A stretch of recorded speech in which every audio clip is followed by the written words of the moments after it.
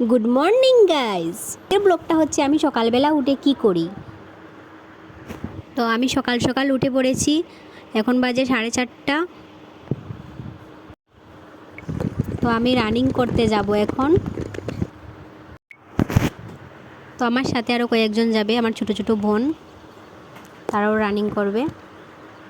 তো আমার বাড়ির সামনেই নতুন একটা হাই রোড হয়েছে, তো এখানেই আমরা রানিং করি।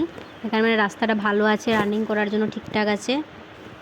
তারপর আমি একটা একটা করে এক্সারসাইজ করতে শুরু করলাম, মাথা থেকে পুরা পা অবধি সব এক্সারসাইজ আমি করেছি।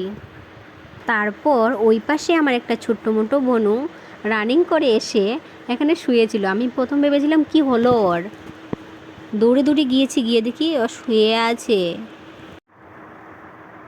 তো আজকের জন্য এতটুকুই। সবাইকে টাটা, বাই বাই।